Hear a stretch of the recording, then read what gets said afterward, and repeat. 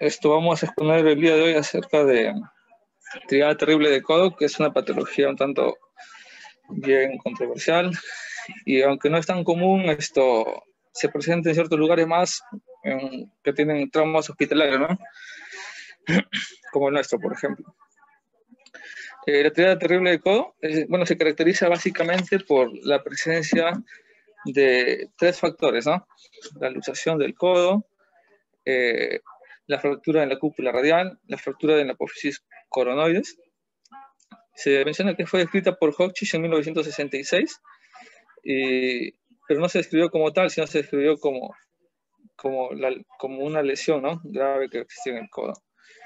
Tiene su contexto de historia, de la cual vamos a ir mencionando luego, tal vez poco a poco, ¿no? Lo que respecta a la anatomía en el codo, recordar que esta es una articulación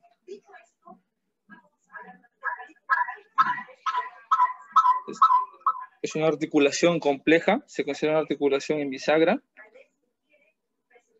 y además recordar que en esta articulación del codo están compuestas por tres huesos básicamente, ¿no? Lo que es el húmero, lo que es el cúbito y el radio. A su misma vez, esta articulación se considera como una articulación troclogilomoide, se cataloga actualmente.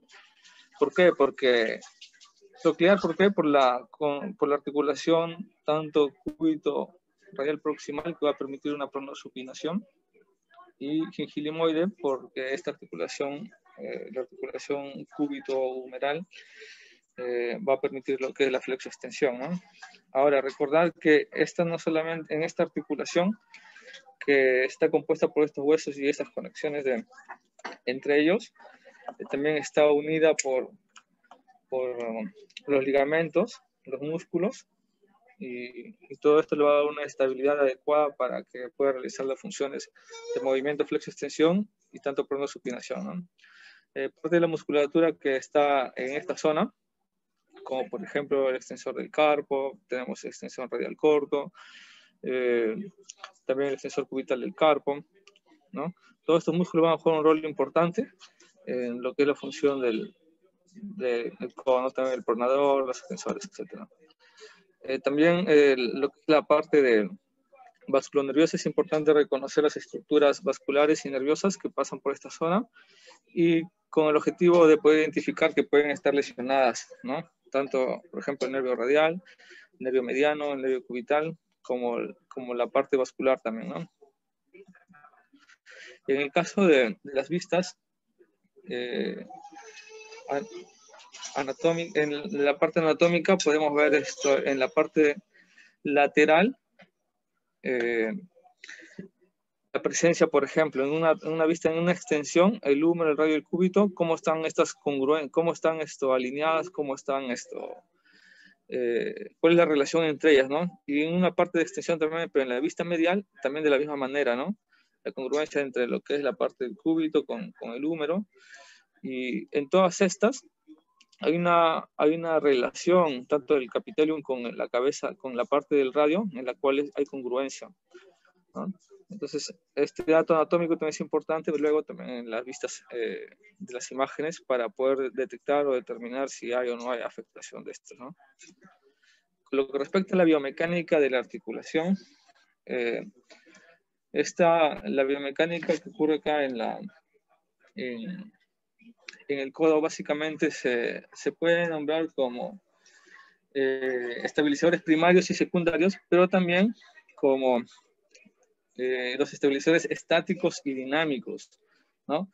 Vamos a mencionar primero lo que son los estabilizadores primarios. Se considera como estabilizador primario a la articulación, básicamente, ¿no? Las articulaciones cúbito-humeral, básicamente la articulación cúbito-humeral al proceso al coracoides, ¿no? Esta en el coronoides va a permitir o va a dar una función que va a hacer una tensión en varo, ¿no? Lo cual va a prevenir una luxación posterior del codo. También como estabilizador primario tenemos los ligamentos colaterales mediales y laterales, ¿no? Como estabilizador secundario está la cúpula radial, la cual esta va a brindar una restricción a la inestabilidad en valgo, ¿no? También la cápsula anterior y también la presencia de los músculos flexor, pronador y el extensor común de los dedos, ¿no? Como parte de los estabilizadores secundarios. En el caso del proceso coronoideo, vamos a hacer una descripción de cada una de estas, en este caso los estabilizadores primarios y secundarios. El proceso coronoideo va a proporcionar básicamente un contrafuerte anterior y para evitar lo que es el varo en la articulación, ¿no? Se menciona que este proceso coronoideo va a tener la subluxación posterior más allá de 30 grados de flexión, ¿no? Y normalmente el fragmento, en el caso de la fractura del proceso coronoideo, generalmente va adosada a una parte de la cápsula, ¿no? Lo cual esto va a servir o se puede utilizar como parte de la reparación también. En el caso de los ligamentos colateral-lateral, estos tienen sus componentes también, ¿no? Por ejemplo, en el caso del componente colateral-lateral, tenemos cuatro componentes, que es el lateral cubital, el ligamento colateral radial, el anular y el colateral accesorio. Cuando ocurre daño de este ligamento, generalmente se evoluciona a nivel del epicóndilo lateral, de la base del epicóndilo lateral, ¿no? Lo cual este dato es importante también para el manejo quirúrgico, su reparación. En el caso del ligamento colateral medio-medial, son tres componentes, el anterior, fascículo posterior y transversal. De estos, el principal, el más importante es el anterior, lo cual va a brindar una restricción en valgo, ¿no? Y también va a brindar sirve para evitar la inestabilidad rotatoria posteromedial. Acá podemos apreciar los dos ligamentos que hemos mencionado, el ligamento colateral lateral y el ligamento colateral medial, cada uno con sus fascículos como mencionaba. En este caso del lateral lateral, los cuatro fascículos, ¿no? El ligamento colateral radio, el anular, el ligamento colateral lateral ulnar o cubital, ¿no? Y el accesorio, ¿no? Que está unido al epicóndilo lateral. En este caso, el ligamento medial, que está unido al epicóndilo medial, tenemos los tres, siendo principal el anterior, ¿no? De mayor funcionalidad. Entonces recordemos de que básicamente el ligamento colateral medial nos va a evitar que esta articulación se vaya en valgo, ¿no? Y el otro más en valgo. Respecto a los estabilizadores secundarios, bueno, los estabilizadores tenemos estabilizadores estáticos y dinámicos. Habíamos mencionado en un inicio acerca de los estabilizadores primarios y secundarios, pero también se puede denominar como estabilizadores estáticos y dinámicos. Los estáticos se catalogan a estos tres, ¿no? A la relación de las articulaciones, a la cápsula y al complejo ligamentario. Lo que respecta a la cápsula anterior va a proveer, se menciona, que el 30-40% de la resistencia en varo y valgo, ¿no? Cuando el codo se encuentra en extensión, pero solamente lo contribuye a esta resistencia mínimamente cuando el codo se encuentra en flexión, ¿no? El complejo ligamentario también juega un rol importante, como los que hemos mencionado, por lo mismo que hemos mencionado, ¿no? En el caso de los estabilizadores dinámicos, esto se refiere básicamente a la musculatura, ¿no? La estabilidad dinámica se considera secundaria y es producida por la contracción de las estructuras musculares que rodean en el codo. La influencia de estabilizante sería dependiente de la posición de la articulación. Va a haber una mayor estabilidad longitudinal cuando el órgano se ubica en la fosita y sobre el balance de todos los músculos actuando sobre la articulación, ¿no? O sea, cuando esta extremidad se encuentra en extensión. En esta imagen podemos apreciar bueno, sí, es una imagen que queda, es una representación acerca de las diferentes partes de la articulación en el codo en diferentes vistas, ¿no? Considerando en diferentes columnas. Por ejemplo, en la parte lateral, la cabeza radial y el capitellum con el ligamento colateral, ¿no? Básicamente, estos son los que actúan como fuerzas estabilizantes en la parte lateral. En la parte anterior, la apófisis coronoides, el braquial anterior y la presencia de la cápsula anterior como estabilizadores en la parte anterior. En la parte medial, el ligamento colateral cubital, la apófisis coronoides, el epicóndilo y el cóndilo medial, ¿no? Y en la parte posterior, el olecranon, el tríceps y la cápsula posterior. En esta imagen podemos apreciar esto, una vez más, para recordar la presencia de los ligamentos, ¿no? Tanto de que es la parte medial, como también en la parte lateral. Recordar porque esta parte es importante con relación a la estabilidad de la articulación del codo y también es muy importante en relación en el quirúrgico y en el postquirúrgico, ¿no? Como vamos a ver. Respecto al mecanismo de producción, el mecanismo que se produce más frecuentemente es con la caída sobre la mano, que se encuentra con el codo en extensión. En realidad hay una combinación de fuerzas en la cual hay un estrés en valgo que es fisiológico con relación a una carga axial y hay una fuerza rotatoria posteromedial en supinación básicamente, lo cual va a hacer de que el codo se luxe. Y también ocurran todos los daños que esta misma triada denomina, ¿no? Como la fractura en el coronoides y también la cabeza del radio. Las lesiones en las partes blandas, nos referimos a la parte del componente ligamentario. La lesión básicamente es de la parte lateral hacia medial, o sea, primero se va a lesionar lo que es el componente del ligamento colateral lateral, ¿no? Y posteriormente se va a ver afectada el ligamento colateral medial cuando el daño es muy severo. En esta imagen podemos apreciar cómo es que cuando una persona cae con el brazo, con la mano, cae con el codo en extensión, existe una fuerza axial, ¿no? Que va a ir hacia el húmero, el cúbito hacia el húmero, y como hay un valgo fisiológico, va a ocurrir una supinación, ¿no? En relación del húmero con el radio, una supinación en el radio, y esto va a hacer de que ocurra la luxación y también lo que produzca lo que es la fractura, ¿no? Lo que respecta a la presentación clínica, bueno, como síntomas hay dolor, chasquidos, y también el codo se encuentra bloqueado en extensión, básicamente por la luxación, ¿no? Es importante realizar una exploración breve y adecuada. Evidentemente la presencia de la deformidad, también la equimosis que puede haber en la zona. Se menciona que si es que hay equimosis medial, esto sugiere de que también hay lesión en la parte del ligamento colateral medial, ¿no? Y también es importante hacer un examen o descartar luego con imágenes si es que hay alguna lesión de ese clopresti, ¿no? En la cual hay la fractura en la cabeza de radio y la luxación a nivel de radio cubital distal, ¿no? Como habíamos mencionado en la parte anatómica, en esta zona pasan estructuras vasculonerviosas, entonces es importante realizar también un examen de lo que son las áreas nerviosas, ¿no? ¿Por qué? Porque pueden verse afectadas. Además, normalmente, cuando ocurre este tipo de lesiones, el pulso radial está disminuido por la presencia de la luxación, ¿no? Y se menciona que cuando se procede a la reducción de esta luxación del codo, el pulso debe mejorar, ¿no? Lo que respecta a la clasificación, vamos a hacer la clasificación en relación a las estructuras dañadas, ¿no? En el caso, como habíamos mencionado, va a haber fractura en el coronoides y también fractura en la cabeza del radio, ¿no?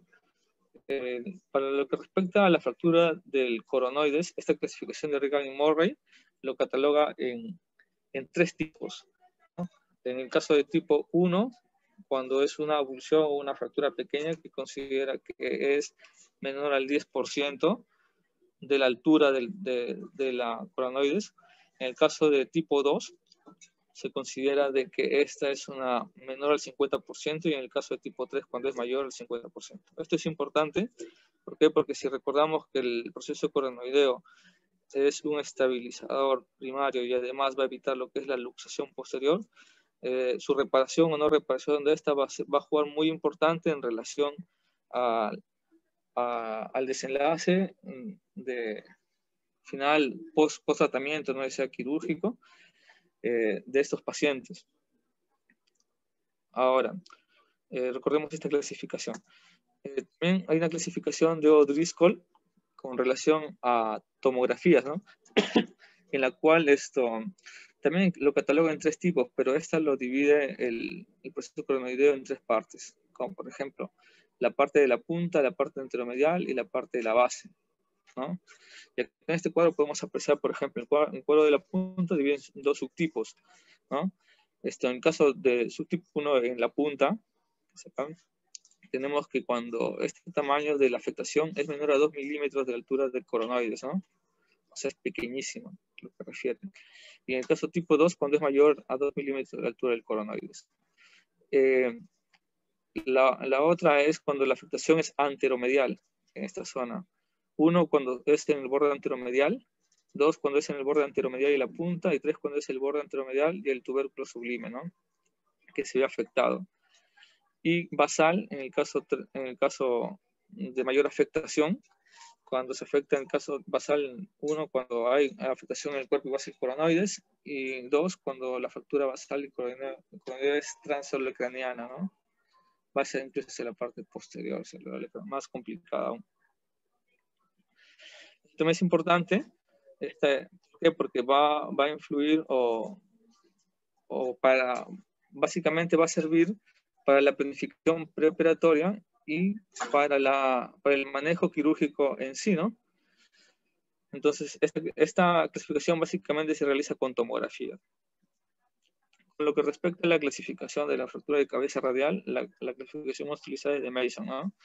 En la cual, como conocemos, Mason 1, 2, 3 y 4, ¿no? En el caso de la 1, para recordar, esto es una fractura no desplazada, ¿no? Como podemos apreciar, una fractura no desplazada puede estar desplazada con un desplazamiento mínimo de 2 milímetros. Lo que se menciona normalmente con relación a este tipo de fractura es que puede ser conservador, ¿no? En el caso de tipo 2, hay una fractura marginal y se menciona de que el desplazamiento es mayor a 2 milímetros, ¿no? Normalmente, en el caso de tipo 2 ocurre con un fragmento único, ¿no? También, con relación al manejo de tratamiento en Mason 2, los estudios mencionan que una reducción abierta y una fijación sería lo ideal, ¿no? En el caso de tipo 3, se considera tipo 3 cuando hay conminución en la cabeza articulada del cuello, y además, para que sea un Mason 3, la energía ha sido muy severa, ¿no? Se asocia normalmente también a lesiones de partes blandas, ¿no? Entonces, pero Mason lo cataloga básicamente lo que es la cabeza, ¿no? Cuando hay conminución total, hay bastante desplazamiento en lo que es la cabeza. Se menciona de que en este caso, normalmente son no reconstruibles, ¿no? Y hay mayor probabilidad de poder usar una prótesis. En el caso del tipo 4 de Mason, cataloga cualquiera de estas, de las ya mencionadas, pero estas no solamente se encuentran fracturadas, sino también se encuentran luxadas, ¿no? Entonces, ese es el tipo 4 de Mason. Estas son las 4 clasificaciones de Mason. Esto no va a servir básicamente para el manejo de esta patología, ¿no? Muy bien. Ahora, con lo que respecta a las imágenes son muy importantes, ya que nos van a permitir poder visualizar el daño, la injuria en sí, y además también poder planificar el tratamiento de estas lesiones, ¿no? Es importante realizar una radiografía del codo en vista por lo menos API lateral, en la cual tenemos que tener algunas consideraciones, ¿no? La línea trazada, se debe hacer una línea trazada a nivel del centro del cuello radial que debe cruzar con el centro del capitellum. Como habíamos mencionado en la parte anatómica, hay una relación básica que es entre la cabeza, entre el radio y el capitellum, ¿no? Y esta relación no solamente es en una sola vista P ni lateral, sino es en todas las vistas. Entonces, se debe realizar la proyección y visualizar si hay congruencia o no.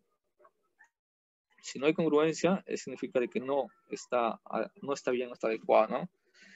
Y además, las radiografías que se deben realizar antes de la luxación y también después de la luxación, ¿no? Porque muchas veces se encuentra luxado y se procede a realizar la reducción y no se tuvo tal vez una radiografía pre que nos pueda señalar si es que había desplazamiento inmediato, ¿no? Y también la radiografía post es importante porque después de la luxación del codo puede visualizarse en muchos casos los desplazamientos o las fracturas, ¿no? Ahora, con respecto a las radiografías de codo es importante, pero también es importante adicional al examen físico poder valorar o tomar radiografías de las articulaciones cercanas, como por ejemplo de hombro, que puede asociarse tal vez a otro tipo de lesión. Y también de antebrazo y muñeca, por lo mismo mencionado que habíamos mencionado que puede haber una lesión de ciclopresti, ¿no? Ahora, la tomografía es también una herramienta de imágenes muy importante, ya que nos va a permitir otras vistas, otras tomas, ¿no? Al menos en nuestro medio existe la tomografía, entonces cuando tengamos un paciente,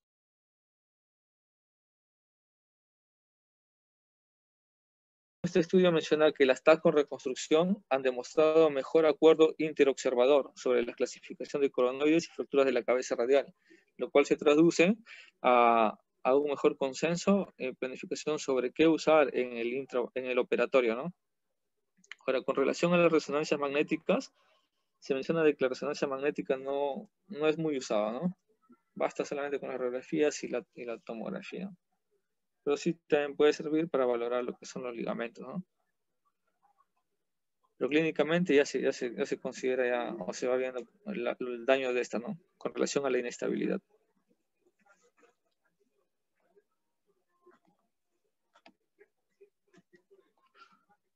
¿Ya? En esta imagen podemos apreciar las relaciones que existen en lo que es el codo, ¿no? Con sus diferentes partes. Por ejemplo, acá vemos la cabeza radial con el capitellum, siempre hay una relación, la cabeza radial con el capitellum. Eso nos quiere decir de que está adecuadamente o están congruentes, ¿no? También, por ejemplo, lo que es la parte del húmero con sus diferentes relaciones, la fosita, el epicóndilo medial, el lateral, ¿no? El olecrano también, que se evidencia, la trocleomeral, ¿no? La apófisis coronoides también. En la parte lateral también lo que básicamente para poder visualizar la apófisis coronoides, ¿no? También lo que es la escotadura troquial, ¿no? Entonces es importante poder tener algunos reparos en lo que son las imágenes y algunas relaciones para poder ver si hay congruencia o no hay congruencia, ¿no? Ahora, este cuadro básicamente nos va a mencionar algunos elementos, algunas características en lo que es la radiografía y las tomografías, como por ejemplo, la dirección de dislocación en la radiografía pre-reducción, para poder visualizar sobre todo la relación de la cabeza radial con el capitellum, ¿no? También la congruencia conjunta sobre la postreducción en las imágenes, si es que esto continúa o no continúa el luxado. Hay un signo que se llama signo de la caída persistente, que se considera cuando la distancia cúbito-humeral es mayor a 4 milímetros, es que hay inestabilidad en la articulación, ¿no? Ahora también puede verse derrame articular y también es importante también considerar la clasificación de las fracturas en la cabeza radial, ¿no? Lo que habíamos mencionado, lo que respecta a este signo de la caída, por ejemplo, vemos la parte humeral y la parte del cúbito, que acá debería haber un espacio congruente, ¿no? Sobre todo en la parte posterior hay este ensanchamiento, distanciamiento que se llama signo de la caída, que se considera cuando es mayor de 4 milímetros, hay inestabilidad en la articulación. Entonces, este signo es muy importante en la evaluación post-reducción, ¿no? Adicional, acá en esta imagen también se ve el proceso coronoideo desprendido, ¿no? Y también afectación en la cabeza radial. Las imágenes son muy útiles, como habíamos mencionado, porque nos permiten visualizar la injuria en la articulación y además poder realizar una planificación adecuada. Si bien es cierto, existen diferentes formas de poder tomar una radiografía para poder visualizar tal vez la cabeza del radio, diferentes procesos.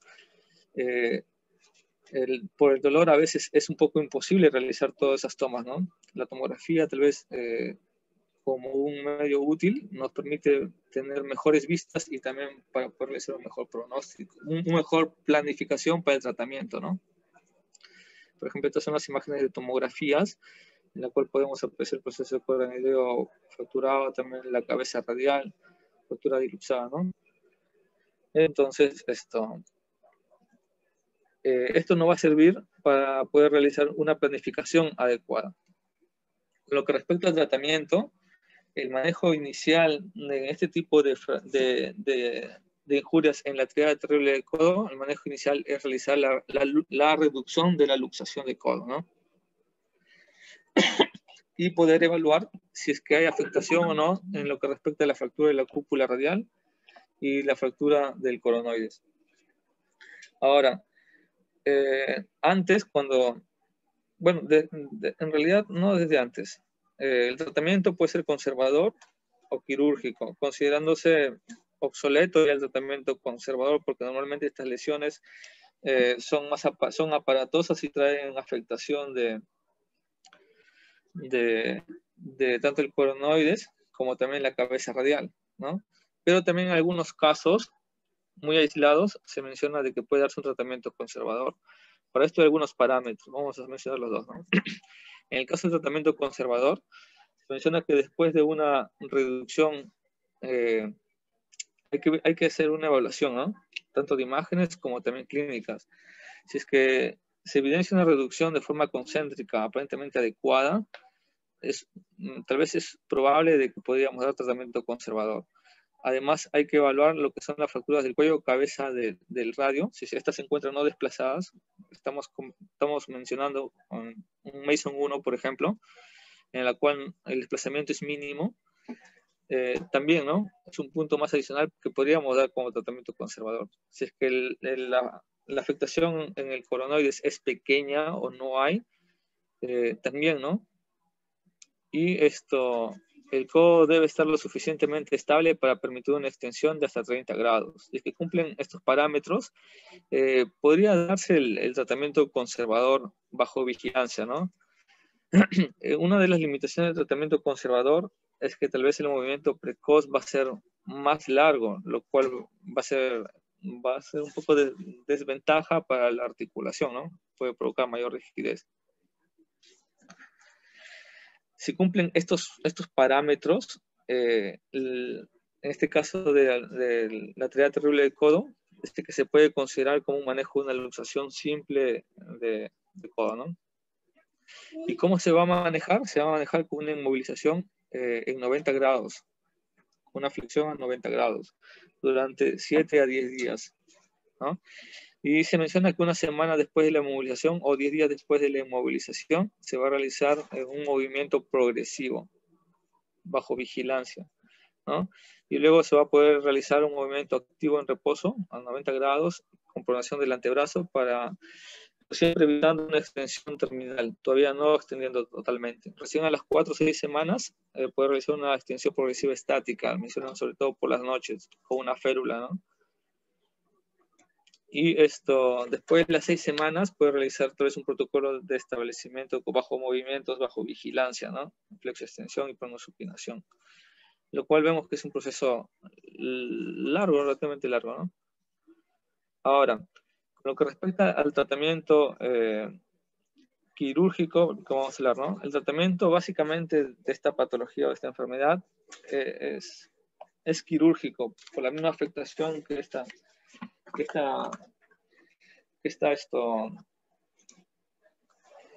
ocurre o son vistos, ¿no? Lo que respecta al tratamiento quirúrgico, va a haber básicamente, como habíamos mencionado, igual, tiene que realizarse la reducción de la luxación.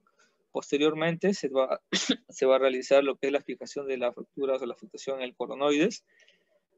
Luego realizar la fijación, placas o tornillos, o en su defecto un reemplazo de la cabeza del radio, ¿no?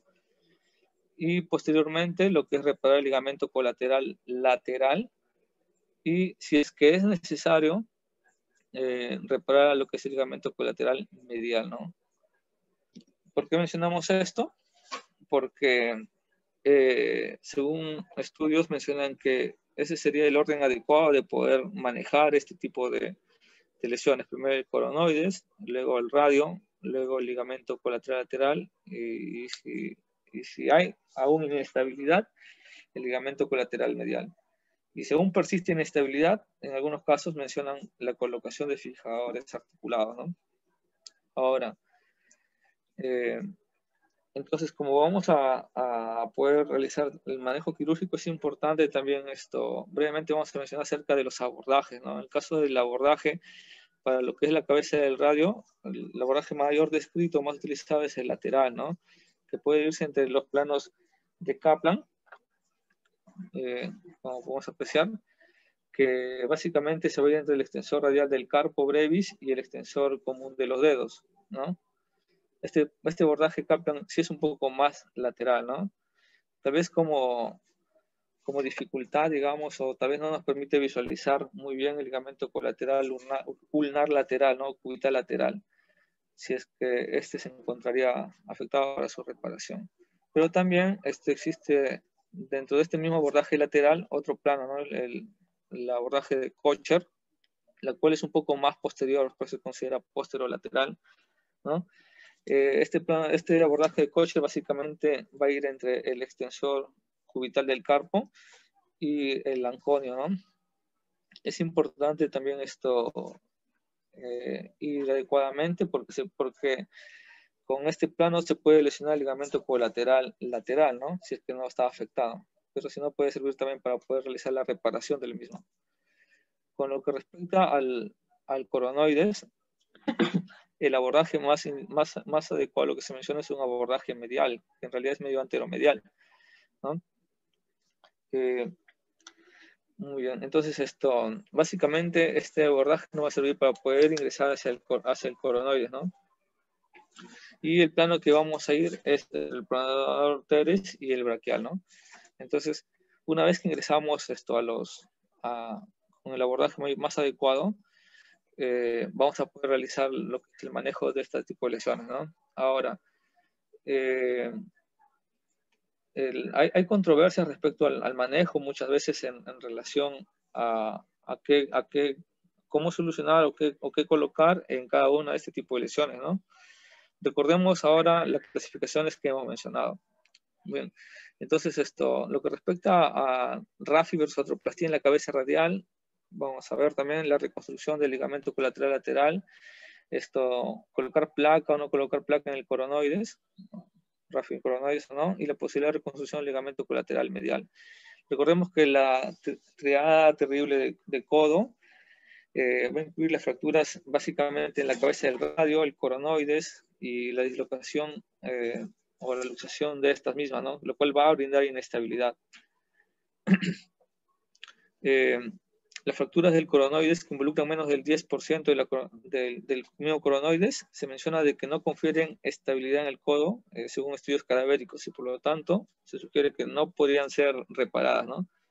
Pero la decisión es ya del cirujano. Ahora, lo que respecta a la fijación del coronoides, se menciona de que la fijación del coronoides puede realizarse mediante suturas, anclaje de suturas, tornillos o fijación con placas, ¿no? En estas imágenes podemos apreciar, por ejemplo, se menciona, según diferentes estudios, que en el caso de la fractura de coronoides de tipo 1, en la cual la fractura es menor al 10%, puede o no puede repararse, lo que se menciona. En el caso de que se decida reparar, una de las opciones más importantes es realizar ese tipo de anclaje con sutura, ¿no? En la cual se va a unir básicamente la parte que está, el coronoides que está fracturada con el restante, ¿no? Mediante unión con suturas. En el caso de tipo 2, se menciona de que las suturas o estos tipos de anclajes van a ser insuficientes. Lo ideal es colocar tornillos. Los tornillos básicamente van de la parte del olecranon hacia el coronoide, ¿no? En el caso de tipo 3, cuando la fractura es basal o mayor afectación de esta, el no abordar el proceso coronoideo va a ser un punto muy crucial, ya que esto va a dar bastante inestabilidad y luxación, ¿no? Es por eso de que en el caso de tipo 3, lo que se menciona que debería colocarse placas para poder estabilizar el proceso coronoideo. Y cuando en el caso basal tipo 3, recordemos, también en la clasificación de Odrisling menciona que en el basal, su clasificación 2, también hay afectación en lo que es el olecranon. Es importante colocar unas 2 placas, ¿no? Tanto anteromedial como posterior para poder estabilizar las fracturas. Ahora, lo que respecta a la cabeza del radio, RAFI del radio versus artroplastia de radio. Ahora que recordemos la clasificación de Mason, ¿no? Lo que respecta a la reducción de la cabeza radial con placas y tornillos, está indicado si las fracturas son no conminutas, ¿no? Y cuando esta fractura no conminuta también afecta a menor del 40% de la superficie articular. En algunos casos se puede utilizar solamente tornillos pequeños, puede ser 1.5, 2 o 2.4. También lo que se menciona es que la placa de 2.0 causa una pérdida mínima del movimiento, incluso cuando se colocan en lo que es la parte del cuello, ¿no? Y la posición de la placa debe ser posterolateral, es lo que se menciona. En relación a la artroplastia de la cabeza radial, está indicada para fracturas de cabeza radiales con minutas mayores de 3 piezas, o en el caso, hablemos de un Mason 3, ¿no? En la cual hay conminución. Ahora, el implante, lo que se menciona que en el caso de la artroplastia, en la cabeza, la prótesis debe colocarse 2 milímetros distal a la punta de la apófisis coronoides. Y la resección de la cabeza radial, cuando se realiza resección de la cabeza radial sin reemplazo, no está indicada cuando hay lesión de ese los presti, ¿no? Porque da aún mayor inestabilidad. También mencionan que si es que la cabeza radial está afectada a menor del 25%, los fragmentos no se pueden reconstruir y ese fragmento que está pequeño, menor del 25% no se articula, se puede realizar una excisión de esta, ¿no?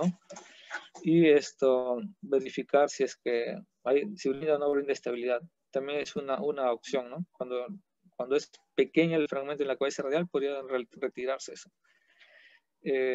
Normalmente esta indicación ya no es muy usada, ¿no?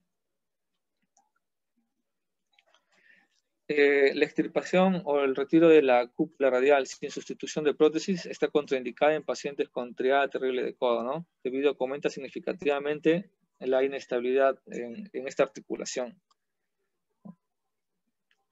Ahora, acá podemos apreciar las diferentes formas de poder manejar lo que es la fractura de cúpula radial. Por ejemplo, puede ser con tornillo, en el caso de una fractura, ¿no? Que ha estado desplazada en el caso de un Mason 2, por ejemplo. O en el caso acá, cuando hay 3 fragmentos, también se decidió colocar 2 tornillos, ¿no? Y no una prótesis. Ahora, hay un intervalo seguro de poder colocar, cuando se quiere colocar placas, ¿no? Lo que se menciona es en la parte lateral, más o menos, si es que se viera esto como un reloj, entre las 2 y las 5, él dice que se menciona que debería colocarse como zona segura, justamente para poder evitar disminución en el rango de la pronosupinación. A pesar de eso, estudios mencionan de que va a haber cierta limitación, ¿no? Esta es la zona más segura a la que se refiere. Y la otra opción, como había mencionado, colocar o no colocar la prótesis. Va a haber una disyuntiva en relación al manejo de la cúpula radial, ya que hay diferentes experiencias de cirujanos. Algunos se van por la osteosíntesis, que quieren preservar mayor cantidad de hueso, u otros son más radicales y van hacia la prótesis. Lo cierto es que la osteosíntesis puede brindar tal vez mayor riesgo cuando son Mason 3, ya que va a haber osteonecrosis de la cabeza radial, ¿no? Y por lo tanto va a haber una reintervención.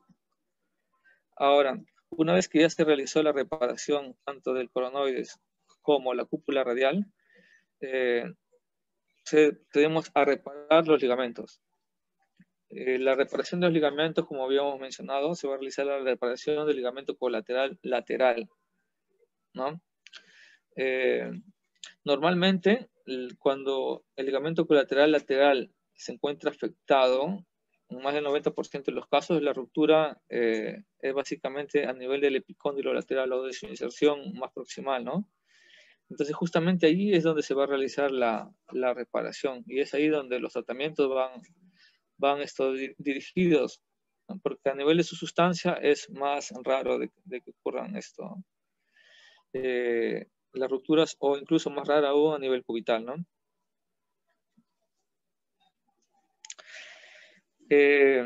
Lo más importante poder realizar la reparación del ligamento colateral lateral, se menciona de que es realizar la sutura en el punto isométrico del codo, el cual está localizado en el centro de la curvatura del capitellum, en el epicóndilo lateral, ¿no? Justamente en esa zona, para poder brindar una estabilidad adecuada. Ahora, cuando se realiza la reparación del ligamento colateral lateral, hay que considerar lo siguiente: si el ligamento colateral medial está intacto, el ligamento colateral lateral se repara con el antebrazo en pronación. ¿Cómo saber si el ligamento colateral está intacto? Porque recordemos que previamente hemos abordado tanto el cúbito como, el proceso coronoideo como el radio, y se puede visualizar si está o no está intacto, ¿no? En una primera instancia. Ahora, si es que se ve que está intacto, se menciona de que el ligamento colateral lateral se va a reparar con el antebrazo en pronación, ¿no? Ahora, si el ligamento colateral medial se encuentra lesionado, el ligamento colateral lateral se va a reparar con el antebrazo, pero en supinación, ¿no? Para evitar el espacio medial debido a tal vez a mucho apriete o mucha tensión en esa zona. En ambos casos, la reparación se debe realizar con el codo a 90 grados de flexión. ¿Cuándo reparar el ligamento colateral medial? ¿No? Una vez que se realizó la reparación del ligamento colateral lateral, hay que evaluar si es que hay o no hay inestabilidad en la articulación, ¿no? Entonces, una de las indicaciones para poder reparar el ligamento colateral medial es si es que hay inestabilidad al examen después de haber reparado el colateral lateral y después de haber hecho todo el procedimiento de las fijaciones de la fractura y después de haber reparado el colateral lateral.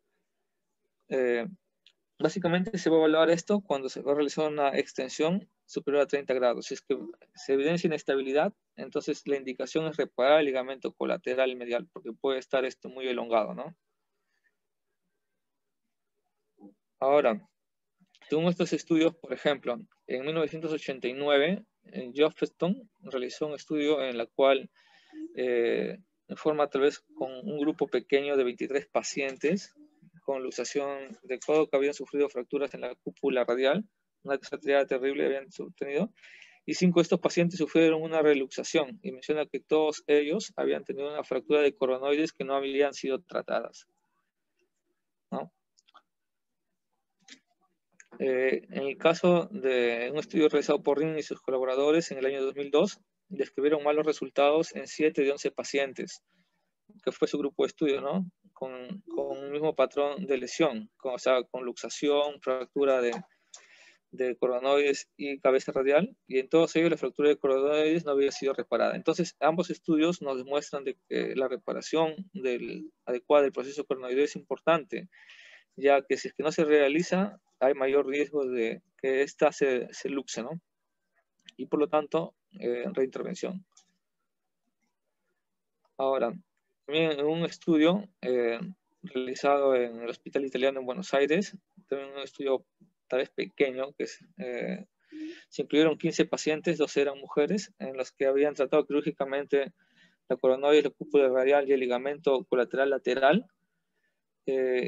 ¿Cuál fue el objetivo de esto? Es poder evaluar la funcionalidad con un seguimiento de un tiempo de 34 meses en promedio, ¿no?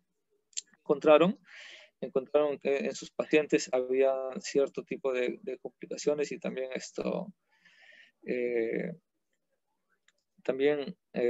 buena funcionalidad, ¿no? En la mayoría de estos. Entonces ellos concluyen de que la aplicación de un correcto protocolo de tratamiento puede favorecer los resultados y evitar algunas complicaciones esperables, como por ejemplo cierta limitación en el rango funcional, ¿no? O cierta rigidez. Pero en la mayoría de ellos habían sido favorables, ¿no? Como podemos apreciar, por ejemplo, el grado de fluxoextensión, una fluxoextensión por lo menos por promedio mayor a 140, ¿no? Y también en el caso de pronosupinación, casi una pronosupinación adecuada en la mayoría de ellos, ¿no? Dolor se había presentado también, con lo que respecta al DASH también, y con lo que respecta a las complicaciones, ¿no? En el caso de secuela, una sobredosis en la cúpula radial, básicamente habían utilizado acá ellos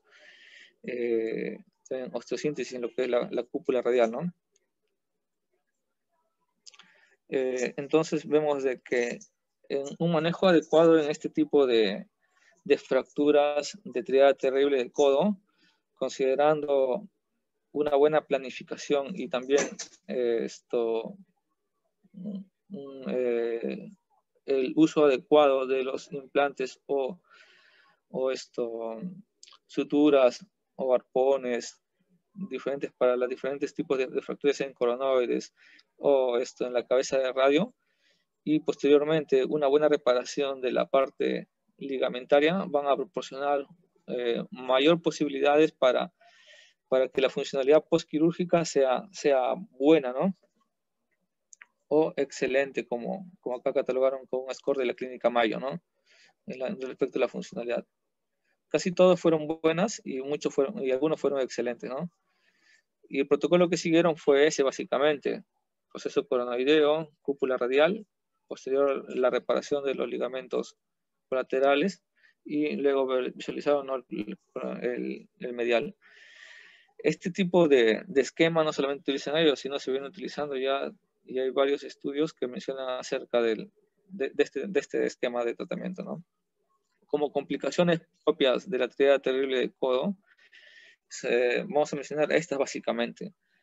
En realidad, antes las complicaciones eran aún más nefastas, ¿no?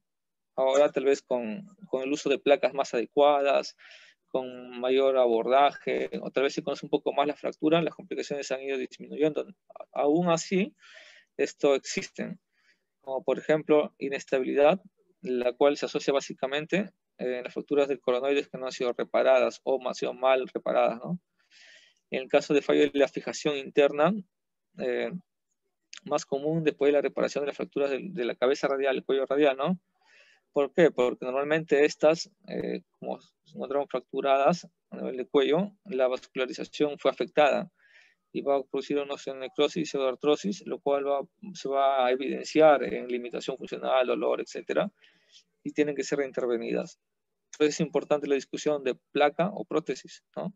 Y es importante la evaluación justamente para evitar una de estas complicaciones, ¿no? La rigidez postraumática, también, que es muy común. La osificación heterotópica, ¿no? Que según algunos estudios mencionan que puede darse como profilaxis la indometacina para evitar esta, ¿no? Tal vez no se usa mucho actualmente, se tiene mucho cuidado con relación a todos los AINES por el proceso, por los problemas gástricos, ¿no? Pero aún así esto es importante tener en consideración la osificación heterotópica y el tratamiento de profilaxis para poder evitarla, ¿no? También la artritis postraumática, y también recordemos que por esa zona pasan las estructuras vasculonerviosas, principalmente el nervio cubital o radial, que pueden verse afectados, ¿no? Por las mismas vías de abordaje o las mismas vías de lesiones que se encuentran complicadas, ¿no? Bueno, eso es todo. ¿Es que alguna pregunta o un aporte? Gracias. Bien, Ismael, interesante. Efectivamente, yo pienso de que esta tríada terrible del codo, que es una patología, bueno, infrecuente, pero cuando se presenta hay que tratarlo con mucho cuidado. Entonces creo de que todo esto radica en una muy buena evaluación, en una evaluación correcta de lo que puede significar la estabilización o la inestabilidad, de que esto sea estable o inestable, en primer lugar. Y lo has dicho muy bien, los criterios que hay para poder considerar estable y por lo tanto tratamiento hasta de tipo conservador. Es cierto también de que el cuadro que has mostrado ahí, dando a conocer eh, el estudio de los datos demográficos, todos ellos corresponden a un tratamiento quirúrgico, tengo entendido, y con resultados excelentes. Y es más, creo de que tú dices que estos resultados excelentes se han conseguido gracias a que se llevó a cabo un protocolo adecuado. Y ese protocolo adecuado indica de que se corrigieron la cúpula radial, la apófisis coronoide, los ligamentos, en fin, ese tipo de cosas. O sea, hubo una buena interpretación de qué era lo que se tenía que hacer. Pero bien, ¿y qué pasó con aquellas, o de repente no lo dice, o aquellas lesiones que no fueron quirúrgicas? O sea, ¿dónde está el asunto? Por eso yo considero de que esto tiene que tener una evaluación correcta. Definitivamente una evaluación correcta. Eso de un lado. También, muy bien lo has presentado esos estudios que nos dicen que los factores pronósticos de una lesión están fundamentalmente dados por la fractura de la apófisis coronoide y la reparación que puede ocurrir ahí a ese nivel. Porque incluso han habido algunas lesiones en que que no se corrigió la apófisis coronoide y se descartó por ser de repente muy pequeña, y con una buena inmovilización fue más que suficiente. Pero la otra cosa que también hay que tener en consideración y que lo has dicho ahí es el tiempo de inmovilización que han tenido estos pacientes. Entonces, son aspectos que en estos momentos se está trabajando.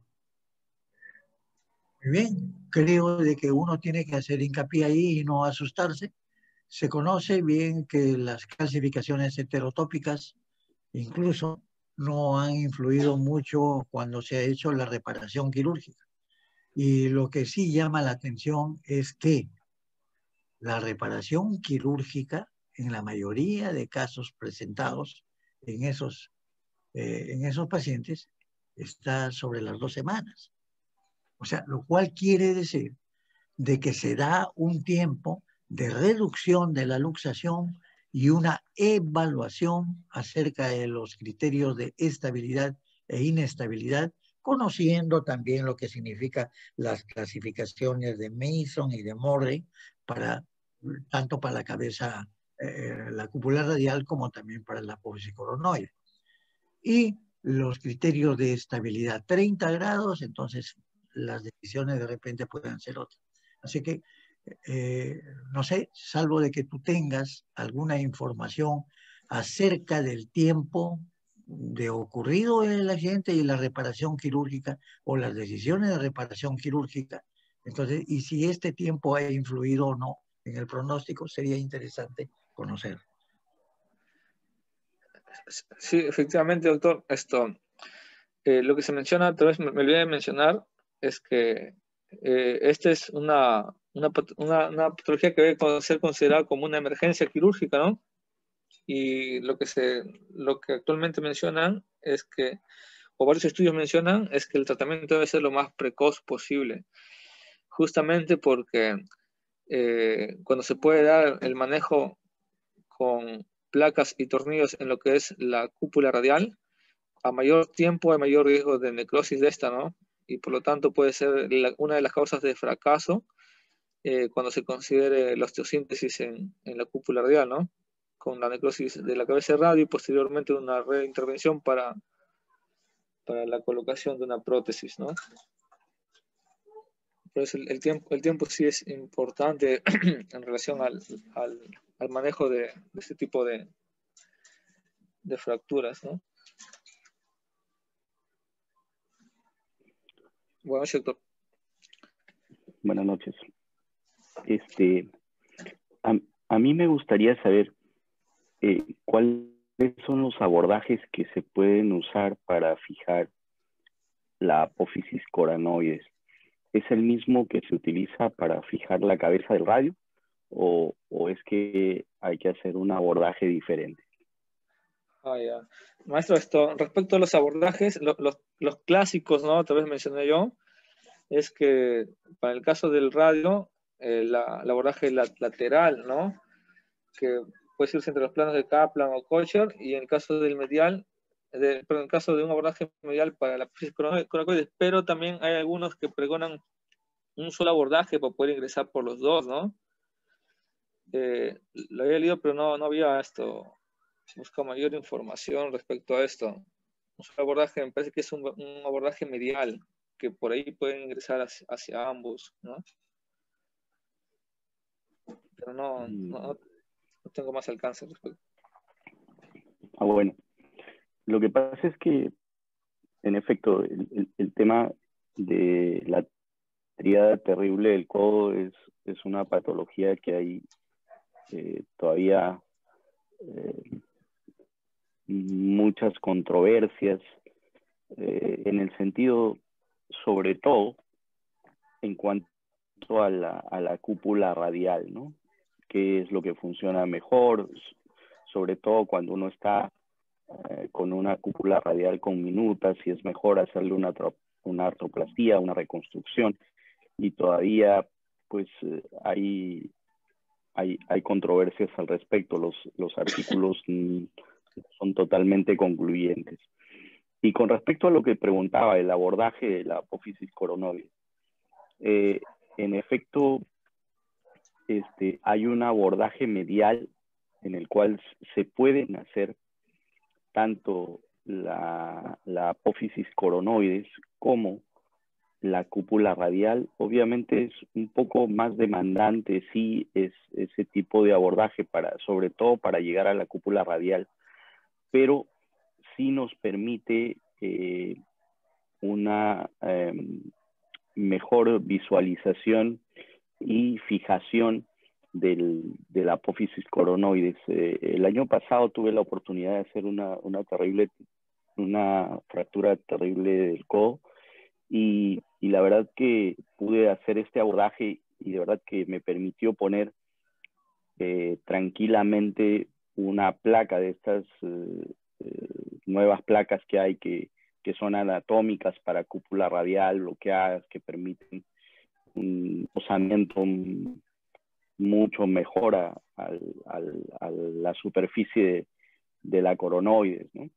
Y que evitan también tener inconvenientes sobre todo este tipo de abordaje permite tener inconvenientes con generar más inestabilidad en la zona lateral, que a veces son los inconvenientes que se generan con ese abordaje, porque uno puede tranquilamente, cuando está indemne el ligamento colateral radial, pues poder en el proceso del abordaje